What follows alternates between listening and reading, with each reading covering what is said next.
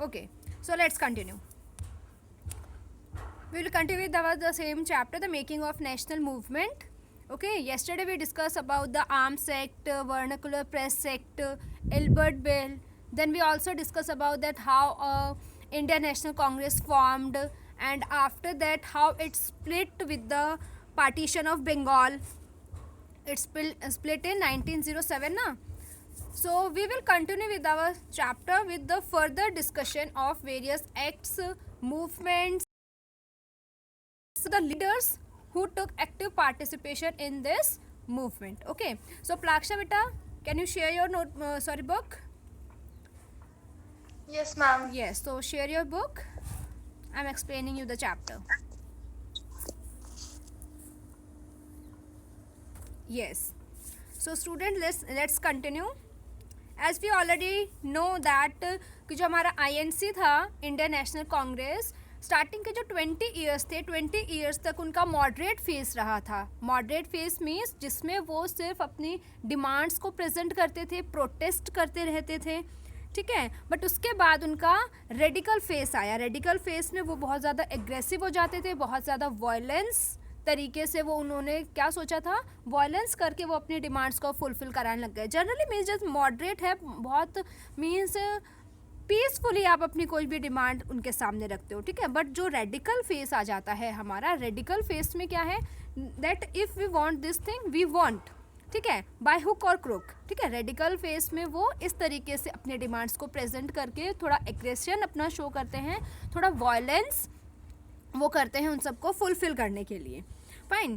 तो जब मुस्लिम league formulate हुआ इन 1906 में, तो जो हिंदू और मुस्लिम्स है अब उन्होंने अपनी अलग अलग पॉलिटिकल पार्टीज फ्रेम कर ली. एंड इन 1907 जो हमारा INC था वो स्प्लिट हो जाता है.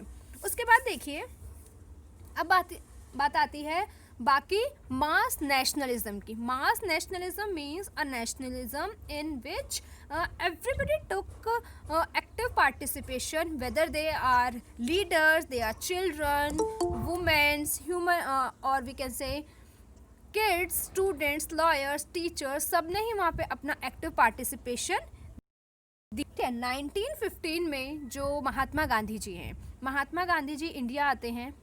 इंडिया आने के बाद वो 1 ईयर तक अपना पूरा यहाँ पे देखते हैं कि कहाँ पे क्या रूल इम्पोज हुआ है, किस तरीके से वो वर्क कर रहे हैं, ठीक है. और उसके बाद 1916 में एक पैक्ट आता है, लखनऊ पैक्ट. जो लखनऊ पैक्ट था वो हमारा जो NIC है, INC है, इंडियन नेशनल कांग्रेस, उनके जो मॉडरेट लीडर थे और उनके जो रेडिकल लीडर्स थे, उन दोनों की पॉलिसी अलग अलग ही थी. जो मॉडरेट लीडर्स थे वो नॉन वायलेंस तरीके से सिर्फ डिमांड करके और सिर्फ प्रोटेस्ट करके अपनी सारी चीज़ें फुलफिल कराते थे. बट जो रेडिकल थे वो क्या करते थे, वो वायलेंस करते थे, वो एग्रेसिव भी हो जाते थे, ठीक है. लेकिन जो हमारा लखनऊ पैक्ट है, उस लखनऊ पैक्ट में दोनों जो हमारे रेडिकल हैं और जो हमारे मॉडरेट हैं, दोनों ही वहाँ पे साथ में काम कर रहे हैं, साथ में मिलके कंट्री के लिए काम करने के लिए रेडी होते हैं. वो होता है हमारा लखनऊ पैक्ट. फाइन. अब देखिए 1915 का आपको बताया गया है कि 1915 में जो महात्मा गांधी थे वो साउथ अफ्रीका से इंडिया में आए. साउथ अफ्रीका में वो ऑलरेडी सत्याग्रह मूवमेंट अपना कर चुके थे. बट यहाँ पे आने के बाद पहले उन्होंने पूरा कंट्री को लुक आफ्टर किया. लुक आफ्टर करने के बाद उन्होंने क्या किया, देखा कि ब्रिटिशर्स ने कहाँ पे क्या रूल इम्पोज किया है.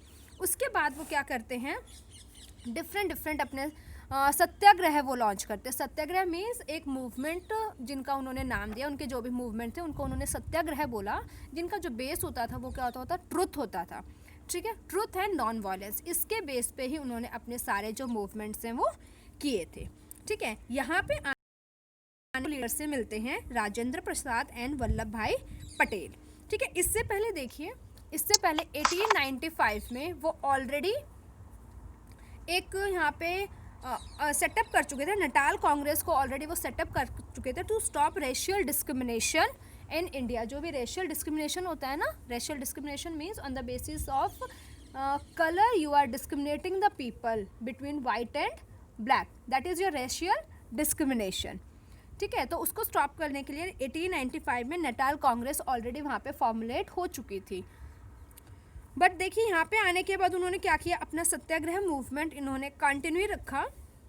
मुस्लिम लीग भी यहाँ पे थे। मुस्लिम लीग ने यहाँ पे क्या किया था, जो मुस्लिम्स के राइट्स थे उन्हें प्रमोट किया था। और जो लखनऊ पैक्ट हमने बात की, लखनऊ पैक्ट में जो हिंदू और मुस्लिम हैं वो सब साथ में मिलके कंट्री के लिए काम करने लगे। अब देखिए 1918 में जो गांधी जी थे उन्होंने बहुत सारे जो अपने मूवमेंट्स थे, सत्याग्रह थे, वो लॉन्च किए थे। अहमदाबाद में मिल वर्कर्स के लिए उन्होंने काम किया, सत्याग्रह लॉन्च किया। खेड़ा में लॉन्च किया, ठीक है। चंपारण में उन्होंने मूवमेंट स्टार्ट किया। तो ये मूवमेंट जब उन्होंने स्टार्ट किया तो मूवमेंट स्टार्ट करते करते अब आपको क्या लगता है कि अगर इंडियंस मूवमेंट कर रहे हैं तो क्या जो ब्रिटिशर्स है, क्या वो ब्रिटिशर्स कुछ नहीं करेंगे? ब्रिटिशर्स ने उसके बाद रॉलेट एक्ट अपना पास किया। रॉलेट एक्ट क्या होता था? According to the Rowlatt act जो भी इंडियंस थे, इंडियन लीडर, उन्हें वो विदाउट एनी रीज़न 2 ईयर्स के लिए बिहाइंड द बार कर देते थे, ठीक है। जब उन्हें लगा कि जो ज़्यादा पावरफुल लीडर्स हैं, जो लोगों को मोटिवेट कर रहे हैं, इनकरेज कर रहे हैं, वो क्या करते थे, वो उन्हें वहाँ से लेके बिहाइंड द बार कर देते थे। अब इसके अगेंस्ट में जो गांधी जी ने मूवमेंट स्टार्ट किया उसको हमने नाम दिया रॉलेट सत्याग्रह, ठीक है। रॉलेट सत्याग्रह जब आया हमारा अप्रैल 1919 में आया, और उसी ईयर 13 अप्रैल 1919 में हुआ हमारा जलियांवाला बाग इंसिडेंट। 13 अप्रैल 1919 पंजाब के जलियांवाला बाग में सब बैसाखी के सेलिब्रेशन के लिए वहाँ पे गैदरिंग हो रही थी, ठीक है। तो वहाँ पे उसके बाद हमारे जो ये जनरल डायर हैं, जनरल डायर वहाँ पे आते हैं और उस बाग के उस प्लेस के जितने भी एग्जिट पोल है सबको बंद कर देते हैं, ठीक है। सारे एग्जिट पोल बंद होने के बाद वो वहाँ पे मार्शल लॉ अप्लाई करते हैं। मार्शल लॉ का मतलब होता है शूट एवरीवन। आपके सामने जो भी है, मैन है, वुमेन है, किड्स हैं, शूट एवरीवन। तो जब उन्होंने ये लॉ ये पास किया वहाँ पे, तो उसके बाद वहाँ पे बहुत ज़्यादा वायलेंस हो गया, ठीक है। वो वायलेंस जब हुआ था उसके बाद आता है हमारा नॉन कोऑपरेशन मूवमेंट, ठीक है। खिलाफत और नॉन कोऑपरेशन मूवमेंट। अब देखिए नॉन कोऑपरेशन, जैसे आपका नाम ही है यहाँ पे, non cooperation means you are not cooperating with anyone. यहाँ से जो एग्रेशन है, जितने भी इंडियंस हैं उनका जितना भी एग्रेशन है वो बिल्कुल पीक पे उनका चला जाता है। उन्होंने बॉयकॉट करना शुरू कर दिया। Now they started boycotting British goods, garments, each and everything. जो टीचर्स हैं, लॉयर्स हैं, they start resigning from the government post. अब उन्होंने क्या किया, that totally they will depend on Indian products only, ठीक है। बट ये चीज़ जो है वो देखते हैं कितने टाइम तक के लिए फॉलो हो पाती है, क्योंकि जो ब्रिटिश गारमेंट्स का उन्होंने बॉयकॉट किया था उसका जो सब्स्टिट्यूट यहाँ पे आता है, सब्स्टिट्यूट हो गया खादी, ठीक है। खादी लेकिन जो है वो एक बहुत ही एक एक्सपेंसिव क्लोथ होता है जिसको उस टाइम पे जो इंडियंस थे वो सब इंडियंस अफोर्ड नहीं कर पाते थे, जिसकी वजह से थोड़े से टाइम के बाद फिर से उन्हें ब्रिटिश गारमेंट्स पे शिफ्ट होना ही पड़ा, ठीक है। उसके बाद देखिए जो हमारा नॉन कोऑपरेशन मूवमेंट था, जब वो हमारा पास हो जाता है, रिकॉर्डिंग चल रही है। जस्ट अ सेकेंड बेटा, प्रिंसिपल मैम बैठे क्लास में, रिकॉर्डिंग चल रही है तो जाओ। उसके बाद हमारा जो नॉन कोऑपरेशन मूवमेंट है वो चोरी की ये पिन्नी वो कहीं और उठा के रख, ठीक है माही का बेटा। जो हमारा नॉन कोऑपरेशन मूवमेंट है जब वो पीक पे गया, तो पीक पे जाने के बाद जो भी हमारे ब्रिटिश गवर्नमेंट पोस्ट थे उन सबको रिज़ाइन किया गया, ठीक है। लेकिन जो चोरा चोरी मूवमेंट था वहाँ पे ये जो नॉन कोऑपरेशन मूवमेंट है इसको एंड भी कर दिया गया था, ठीक है। अभी इसके बाद आता है हमारा 1927 में साइमन कमीशन आएगा। 1930 में आपका सिविल डिसोबीडियंट मूवमेंट आएगा। क्विट इंडिया मूवमेंट है आपका।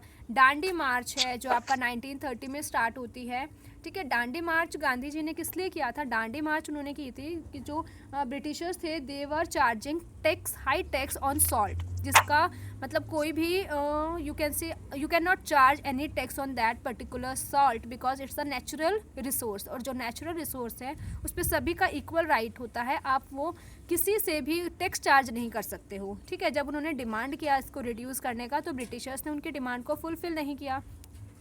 जब उन्होंने फुलफिल नहीं किया तो उन्होंने वहाँ पे डांडी मार्च और you can say salt march उन्होंने स्टार्ट की, साबरमती से टिल डांडी। ठीक है। वहाँ पे जब स्टार्टिंग थी, स्टार्टिंग में बहुत कम इसमें पार्टिसिपेंट्स थे, बट वो जहाँ जहाँ से गए वहाँ लोगों को वो इंस्पायर करते हुए गए, और जो लोग उनसे इंस्पायर हुए वो उनके साथ उनकी वो जो डांडी मार्च थी उसका पार्ट बनते बनते वो वहाँ तक डांडी तक पहुँचे। वहाँ पे जो ओशियन वाटर है, ओशियन वाटर को उन्होंने बॉयल किया और वहाँ से फिर उन्होंने उससे सॉल्ट बनाया, ठीक है। और इस तरीके से फिर उन्होंने ब्रिटिशर्स से सॉल्ट परचेज़ करना बिल्कुल ही बंद कर दिया था, क्योंकि ब्रिटिशर्स ने टैक्स तो उस पर कम किया नहीं, तो उन्होंने अपना खुद का सॉल्ट बनाया और उसको यूज़ करना शुरू किया। वो जो टैक्स वो चार्ज करते थे वहाँ पे, उससे एक बहुत बड़ा अमाउंट जो था ब्रिटिशर्स का वो क्या हो गया था, कम हो गया था। एक जो उनका मनी मेकिंग प्रोसेस था, वो मनी मेकिंग प्रोसेस कम हो गया था। इससे पहले देखिए साइमन कमीशन भी हमारा आया था 1927 में। 1927 में जब साइमन कमीशन आया था, तो साइमन कमीशन ब्रिटेन से यहाँ पे आए थे, सर जॉन साइमन के अंडर ये पूरा कमीशन था, to look into the functioning of Indians, कि वो किस तरीके से वर्क कर रहे हैं, किस तरीके से उनकी पॉलिसी है। बट ये बहुत ज़्यादा टाइम तक चला नहीं, क्योंकि उसके बाद जो ब्रिटिश इंडियंस थे, उन्हें स्लोगन दिया go back Simon, black flags वगैरह उन्हें दिखाए गए, और उसके बाद उन्हें गो बैक बोला, और बहुत ज़्यादा उनके अगेंस्ट में प्रोटेस्ट भी होता, तो फाइनली वो चीज़ यहाँ पे सक्सेसफुल नहीं हो पाई थी। 1927 में आया था हमारा साइमन कमीशन। 1930 में आया था आपका सिविल डिसोबीडिएंट मूवमेंट, जो हमने बताया डांडी मार्च, ठीक है। 1930 से 1934 तक ये मूवमेंट हमारा चला था। अभी देखिए आज का जो चैप्टर है वो हम यहीं तक ही रखेंगे, बाकी का मैं आपको कल एक्सप्लेन करूँगी। कल हमारा ये चैप्टर कंप्लीट हो जाएगा, क्योंकि आपके पास बहुत कुछ है अभी रीड करने के लिए, वरना सारी चीज़ें आपकी एक साथ ही मिक्सअप हो जाएंगी, ठीक है। अभी की class, okay, thank you so much बच्चे।